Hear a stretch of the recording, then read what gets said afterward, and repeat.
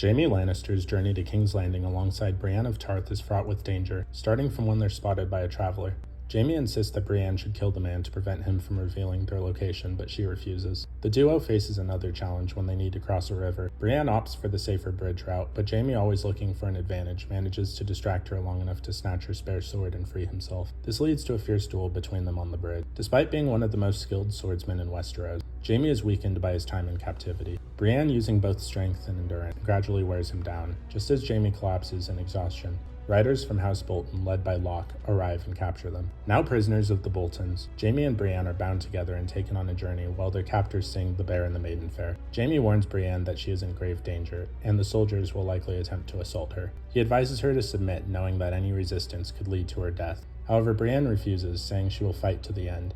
That night, when Locke's men drag Brienne away to be assaulted, Jaime intervenes, using his wit instead of his sword. He convinces Locke that Brienne is a noblewoman, the heir to House Tarth, and that her father would pay a ransom in sapphires for her safe return. Locke, tempted by the prospect of wealth, calls off the attack and ties her up again. Jaime then attempts to use his family name as leverage, offering Locke riches in exchange for his release. Growing tired of Jaime's arrogance, Locke decides to teach him a brutal lesson. Under the pretense of offering him food, Locke's men unite Jaime and pin him down on a tree stump. In a shocking moment of cruelty, Locke mocks Jaime's reliance on his father before hacking off his right hand, the very hand that made him a legendary warrior. For a moment, Jaime stares in disbelief before screaming in agony. Jaime, feverish and weakened by his injury, is further tormented by his captor. As they march, they hang his severed hand around his neck as a grotesque trophy. When he collapses into the mud, they mock him, even forcing him to drink horse urine. In a final act of defiance, Jaime attempts to fight back, seizing a sword and trying to wield it with his left hand, but he is too weak, barely able to stand, and is quickly subdued. Locke warns that another escape attempt will cost him his remaining hand.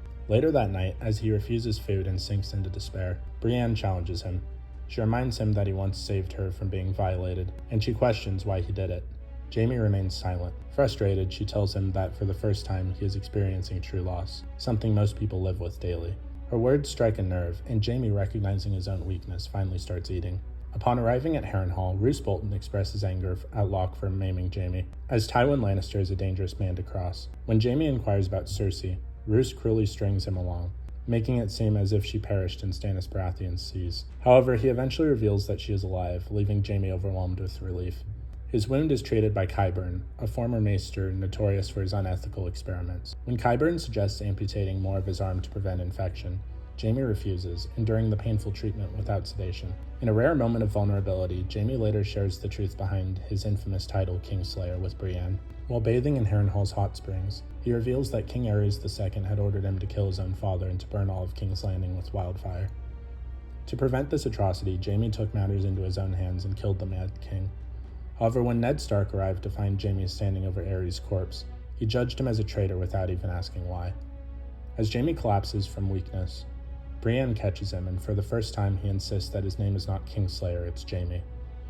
Roose Bolton eventually allows Jaime to return to King's Landing, but Brienne is ordered to stay behind.